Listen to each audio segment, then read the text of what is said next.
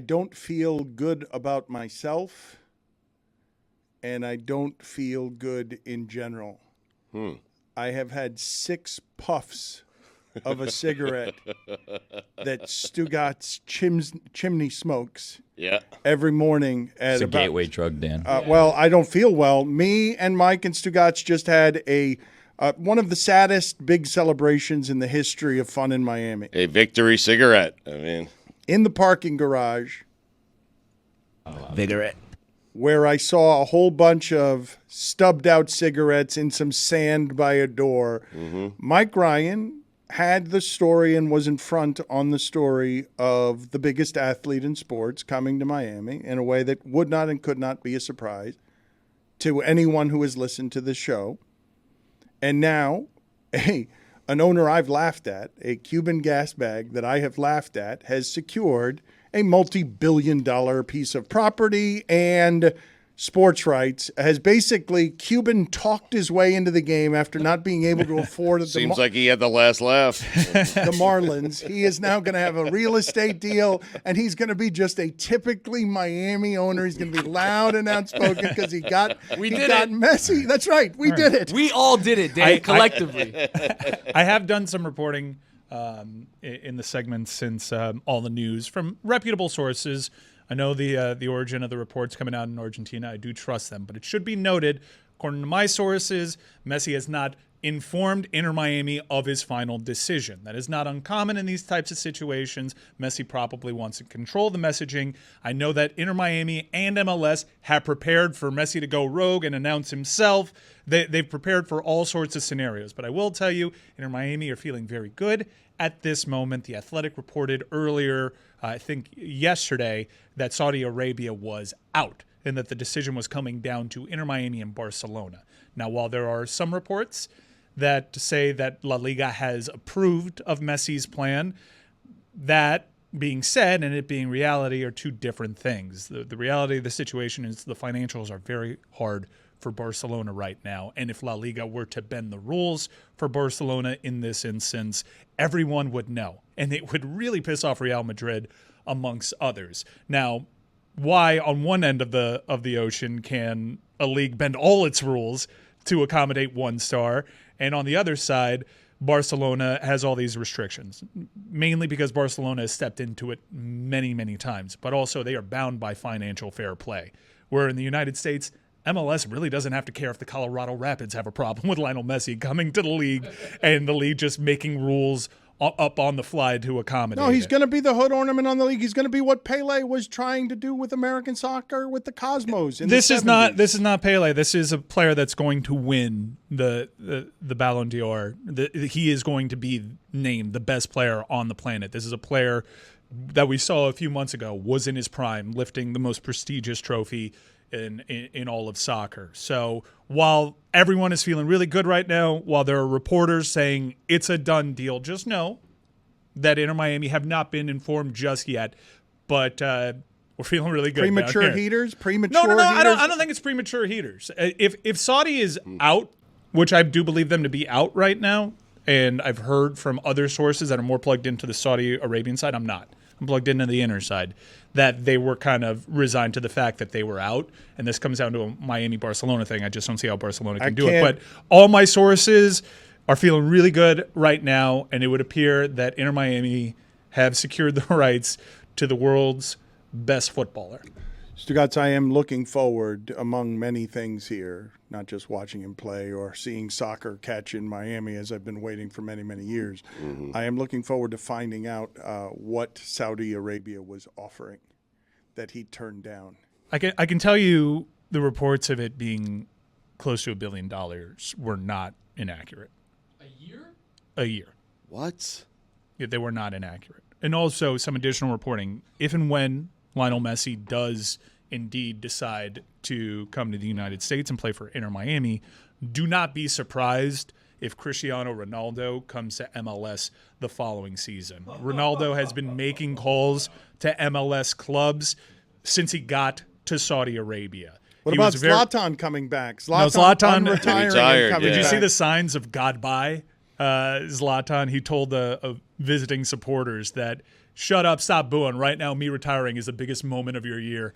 Zlatan was 1 in a million. But has Messi seen the stadium in Fort Lauderdale yet? Or that's a wild thing. I've spoken to people in Inter Miami, and there have always been these private theories that on Twitter, anyways, that they're not going to play at Drive Pink Stadium anymore. They got to move their games to Hard Rock Stadium to make a bigger venue. And look, you think the Moss family wants to give Stephen Ross any cut of this?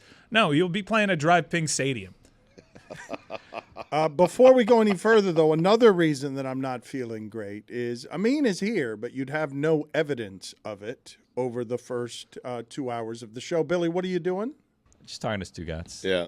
We were talking privately, trying to figure out if Amin is just inviting his friends to hang out here, because there's lots of people just hanging out in that room. Jenna Garcia is here. I think, is he having the mixer today? Yeah. In Billy's defense, we were on topic. We were just talking about Amin. He's not here because he's planning a party. Well, I'm just confused because he's our NBA insider, and the finals are here, and I would like his expertise. Spo, it's being reported. You see, these dollar figures don't matter anymore. Everyone's been underpaid in sports. They're all their own economies, and the reports are Spo's worth $20 million a year when his contract runs out in a year. And I wanted to ask Amin about that, but he's not here because Amin is planning a mixer, and he hasn't been here for 2 hours. And I would like some expertise. Mike Ryan, can you find me one of his friends out there to replace Amin? Perhaps we'll work cheaper and less drunk. Perhaps we'll work with less alcohol on his or her breath. I think Amin got balloons And what? for the mixer. Mo, thank you. Mo Dakhil is here. Welcome to Mo. Yes. Dakhil Welcome. O'Neal. Thank you. Who did you put? I thought you were putting somebody in charge of nicknames. Wasn't there? Tony. That's Tony's job, Yeah. but you see. No. Juju's usurped him. I share the title with Juju. But Dakhil Exactly. O'Neal is a great nickname. Dakhil O'Neal. It's a great You know what else name. is a good nickname? 10-Day Tony. And I wonder where that come from. Salute to my brother. Well, but why did we put Tony in charge of the nicknames when Juju's the one who's good at the nicknames? Did you come up also with Fidel Castro? Absolutely not. I want to disassociate myself with that. Sprinted away from that one, huh? Good move, yeah.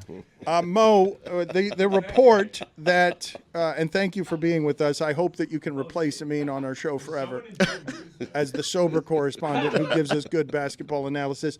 Spo at $20 million a year. I was confused by a couple of things. Monty Williams, the Pistons giving him $80 million seemed insane to me, but I'm like, wow, that's progress. That Monty Williams would make $80 million while Vogel has to take $31 million. $31 million. That is progress. You're right. That is, but it also resets the salary structure for all coaches because if Monty Williams is worth that, then Spo is worth more than that. Of course. Every owner in the NBA shook their head at the Detroit Pistons when they made that deal because they legitimately said, you just reset the market. You've made it impossible for us to hire coaches at this point. To what you're talking about, where Spo's going to be worth $20 million. Like, how is he not? It's very simple in that sense. Most important guy in this organization right now, and the way he's building the culture and everything that goes with that, you're going to pay him that much. You're going to pay, Pop's old at this point, so he's probably not going to get that kind of deal. But guys like Ty Lue, who's trying to renegotiate an extension with the Clippers, he was just smiling. I promise you that day he popped whatever he likes to drink that night and was going completely nuts. His agent was probably doing laps all over the place in just celebration. And that's going to be the fallout with what we have now. And I think the funny thing with the Detroit thing is they just kept throwing numbers at him until Monty finally said, well, I can't pass this up. Because it didn't seem like he was going to take a job this year. And then they wanted him. He said, no. And then they finally kept pushing it to the point where he's like, well, if you're going to pay me that much, I'm going to take that.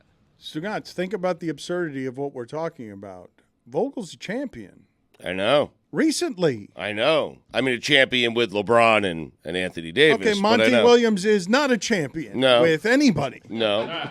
But he was. Many people were talking about him as the best coach in the NBA not too long ago. Your rings, your rings. And he hasn't won a ring. I know. But Vogel has and is getting, you're paying Monty Williams almost 3 times what Vogel's making. Right, but Vogel was expected to win a ring, and I'm not saying Monty wasn't. With Spoelstra, it's different. Like, he's won a couple that he was expected to win, but what he has done this year, I'm telling you, Dan, that is what made Eric Spoelstra this year, not the LeBron years, not anything else. This year and really the last 4 years with Jimmy Butler as his best player, has done more to increase Mo's value than anything. Mo, I also want your expertise here because Tony's always saying that real hoopers know. And Amin, I really honestly think that we need to find some people here to compete for Amin's role as Amin knows basketball because he's gotten lazy in it. and no, he wants to just throw parties. He wants to throw. He's arrived at success. Mixers. He just signed a new deal, and so now he's like, let me see if I could go the Ron McGill route of having my own Cadillac and throwing parties during the finals. But Tony was saying that he liked this list of top 25 hoopers Top of 75, all time. Dan. 75, Excuse me, fine. sorry, Yeah. top Big list. 75 because of style, not substance. Just guys who had swagger and game and style. And so, Tony, what is on that list that is that meets the 10-day Tony seal of approval, and what doesn't? Wow. Oh, Dan. Geez, there's so many to go here. I actually want to give Mo my computer so he can look at it while I talk about it because there's some names there. Mo, again, this list. Think about. Billy, why are you shaking your head? You gave him the nickname job. He gives it away to Juju. You ask him about this top I'm 75 showing list him- he's been talking about all the giving time. everything he gives that away. away to Mo someone doesn't. else. Mo doesn't have the list in front of him. Delegate over I'm here. looking at this list. It's really funny. It's a really good list. It also makes perfect sense for hoopers. Is Tiny Jokic on it? It's a think about their game, not their name list. Wow. That's what it is. Why is real hoopers know just inefficient jump shooters? What are you talking Why about? is that always what a real hooper Mo, is? there's a glaring mistake there though. No Kobe Michael with the Redd. afro?